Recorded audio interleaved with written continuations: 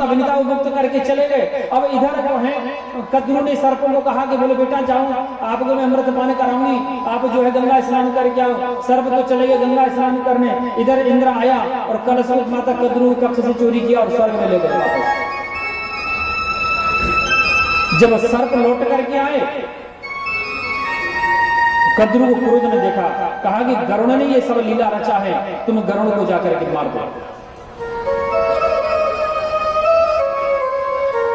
जब गरुड़ जी को मारने के लिए सर्प लोग गए तो गरुड़ जी उल्टा ही सर्प को मारने खाने लगे। आपने देखा होगा कि जहां सर्प होगा वहां गरुड़ अगर आ गया ना तो सर्प भाग जाएगा या उसको उठा ले जाएगा।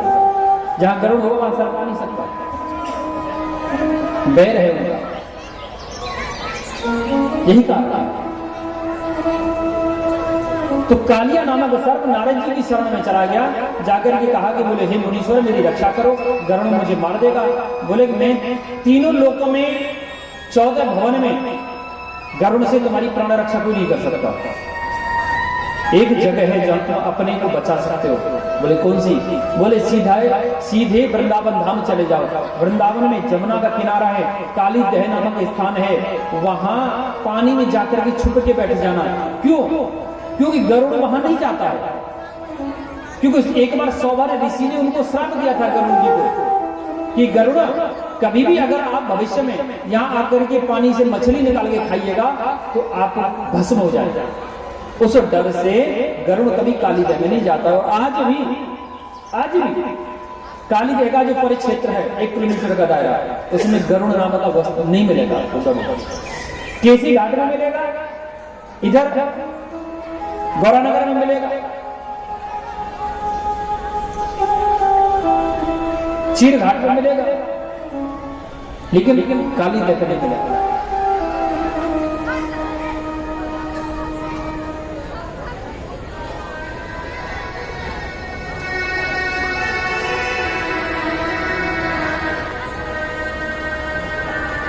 इसमें जितना भी प्रवेश किया जाए उतना ही दुष्ट चले जाता है।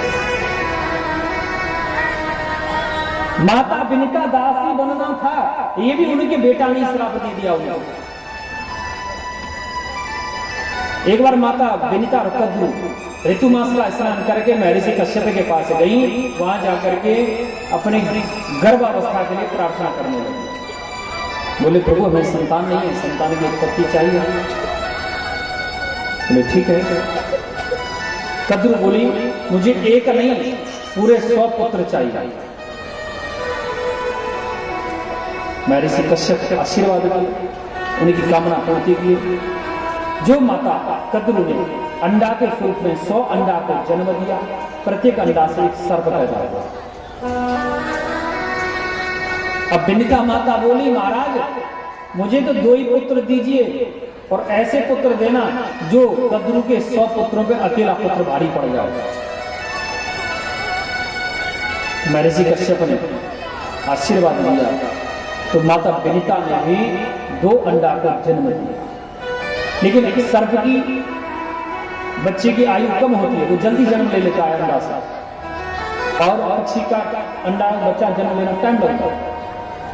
तो जैसे ही कद्रू के बच्चा जन्म लेने लगे वैसे ही विनिता ने अपने अंडे को भी तोड़ दिया। अंडे के अंदर जो शिशु था उसका शरीर नाभि कमल तक का शरीर, सिर, आंख, नाक, मुख, भुजा, वक्षस्थल, उदर, नाभि कमल तक तो उसका निर्माण हो गया, लेकिन नाभि कमल से कटिबंध से नीचे वो पैर इत्यादि उसको निर्माण नहीं हुए। तब तक माता विनिता ने अंडा को तोड़ दिया। अंडा से जब बच्चा निकला तो रोने लगा, अरे बोले मैया तूने तो मेरा जीवन नरक बना दिया, नष्ट कर दिया। पुत्र प्राप्ति की लालसा में तूने जल्दी मुझे आधे शरीर का छोड़ दिया। जाइए मैं तुम्हें श्राप देता हूं कि आप दासी बनो। उस बच्चे का नाम पड़ा अरुण भगवान, जो सूर्य नारायण भगवान के सारथी बने।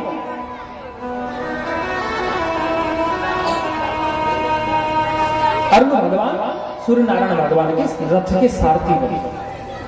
तब माता रोने लगी तो अरुण जी प्रार्थना के आशीर्वाद दिए, बोले मैया दासी तो बनना पड़ेगा, लेकिन आपका पुत्र ही आपको दासित्व से मुक्त करेगा।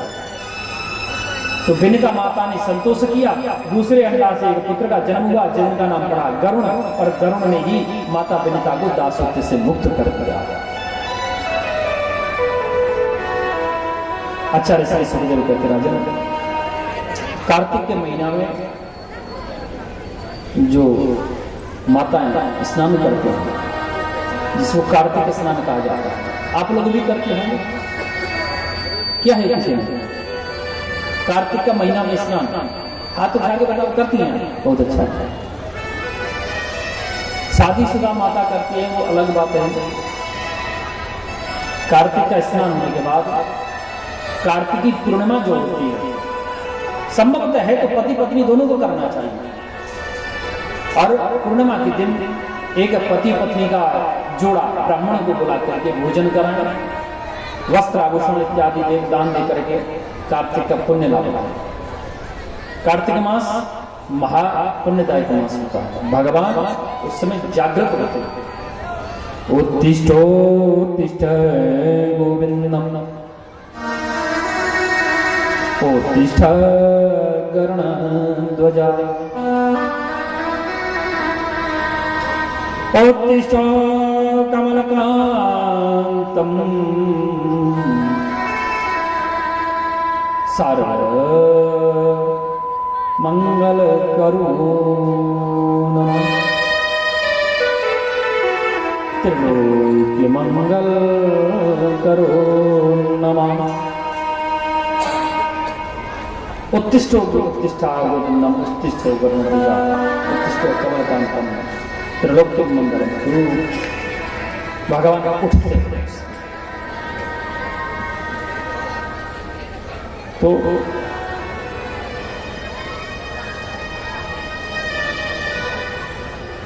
आप लोग जो स्नान करते हैं, जो कुमारी बहन स्नान करती है, उसके लिए विशेष लाभकारी होता है। जैसे बहनों को शादी नहीं हुआ है, अगर वो कार्तिक महीने का स्नान करती है तो वो ज्यादा लाभकारी होता है। कोई कोई माता पिता अपनी बेटी के लिए वर खोजने में बहुत व्यस्त हो जाते हैं। घर मिलता है तो वर नहीं मिलता, वर मिलता है तो घर नहीं मिलता, बड़ा परेशान होता है। वो बहन पूरे कार्तिक महीना भर ये मंत्र का जाप करे, एक मंत्र है, वो मंत्र का जाप करे तो निश्चित ही भगवान उसके ऊपर कृपा करते हैं और वो उसकी ससुराल वो सुख और समृद्धि से परिपूर्ण होती है। ब्रज में गोपियां भी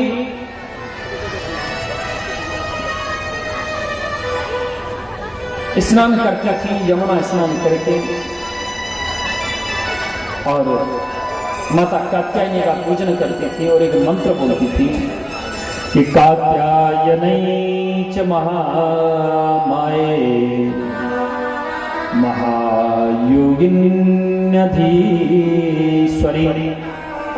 कि नंद गोपसुतं देवी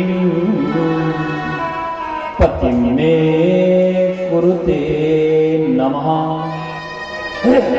इस प्रकार गोपियां पूजन करती थी और यही अगर किसी बहन के विवाह में विलंब होता है, कष्ट आ रहा है, तो इस मंत्र का जाप करे तो उसका कल्याण होता है।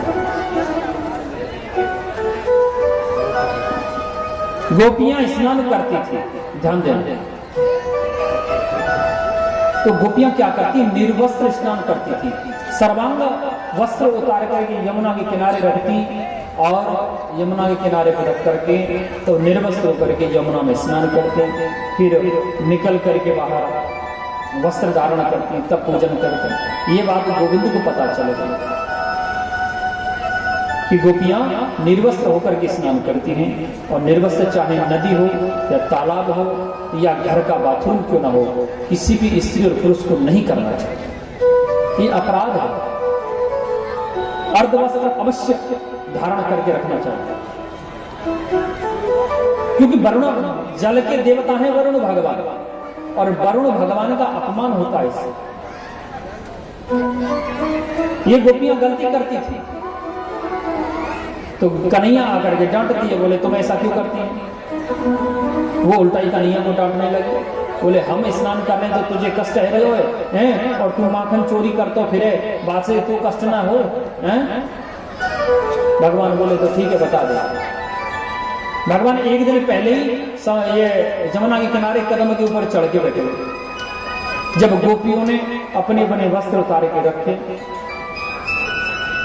यमुना में स्नान किए, भगवान ने क्या किए, सबके वस्त्र समेट करके इकट्ठा करके कदम के ऊपर भी चढ़ गए। कहते कि स्नान सबने कर लिया, भई चलन को तैयार है, आए नजर वस्त्र नहीं, क्या हुई करतार है। जब यमुना के किनारे वस्त्र नजर नहीं आए तो सब रोने लगे।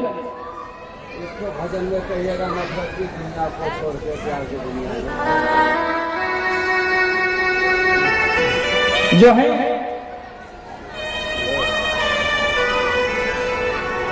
गोपियां ने देखा कि वस्त्र नहीं है तो गोपियां दुखी हो गई। अरे बोले वस्त्र कहां गए? भगवान की बंसी सुनाई पड़ी। अरे बोले हो ना हो ये कन्हैया गई करत है। तो गोपियां प्रार्थना करने लगी कि श्याम सुंदर ते दास करवाम तबो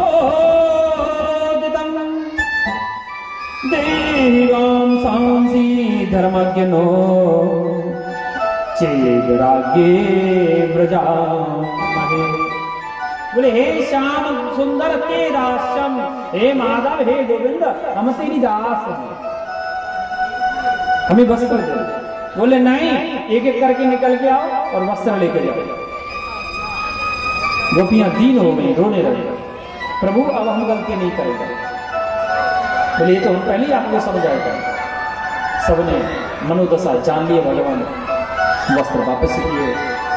अब आचार्य श्री सुखदेव कहते राजन, अब मैं श्रीमद् भागवत महापुराण के हृदय में प्रवेश करता हूं। ध्यान देना, अब कथा विश्राम की ओर चलेगी। भगवान का जन्म जब होता है ना, कृष्ण भगवान का जन्म, तो कथा बढ़ती चली जाती है, ऊपर चढ़ती है। और जब भगवान कृष्ण का जन्म होता है तो फिर नीचे समाप्ति की ओर चलती है। और प्रत्येक प्रसंग को आप हृदय में धारण करना, मैं गारंटी देता हूं आपका कल्याण होगा।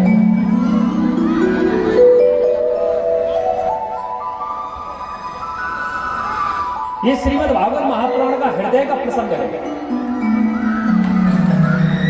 जिसको कहा जाता है रास पंचाध्याय, महारास लीला।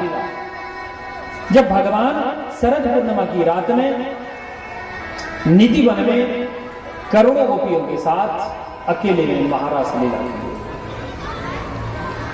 बोलिए श्री हरिदास स्वामी जी महाराज की जय हो। कि हरि दर के हरिदास भिखारी न होते, तो वृंदावन में बांके बिहारी न होते।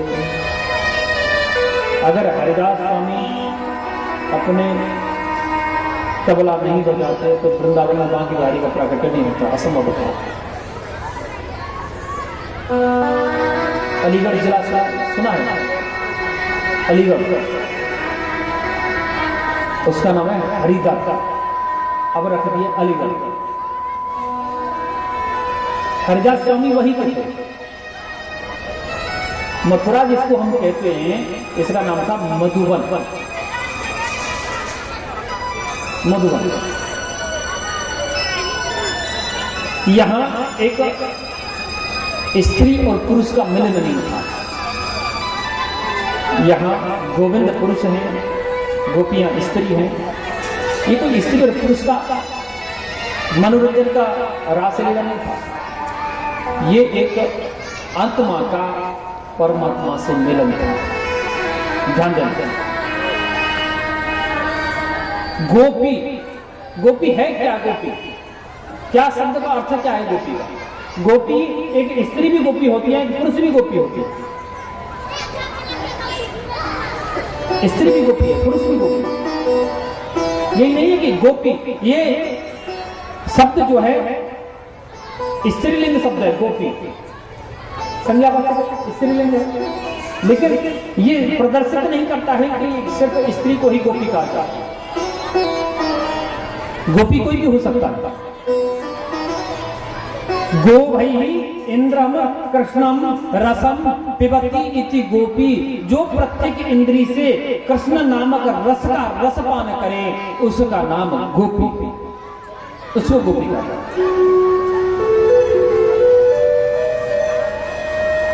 तुम्हारे लालू जी का बेटा भी तो गोपी बन गया, तेज प्रताप या तेज सिंह बना, तेज प्रताप सर, हाँ वो भी तो गोपी बन गया। उसका कसूर नहीं है। आप अपने मन में भ्रम मत पालना कि वो नाटक कर रहा है, नाटक नहीं कर रहा है, वो सत्य कर रहा है,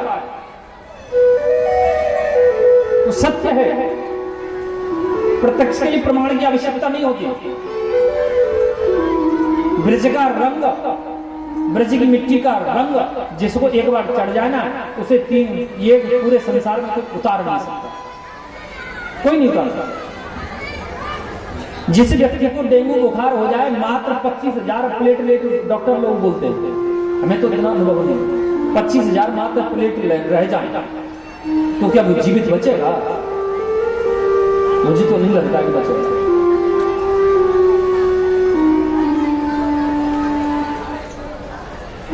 एक व्यक्ति पूर्णिया के मधुबनी के रहने वाले संजय सिंह राजपूत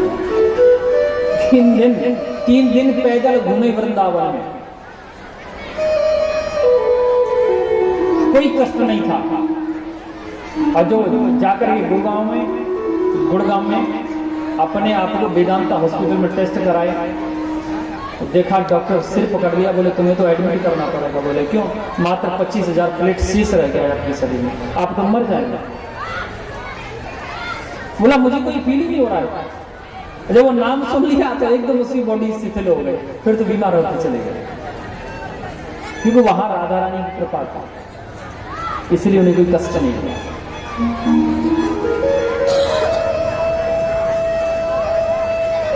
वाराणसी से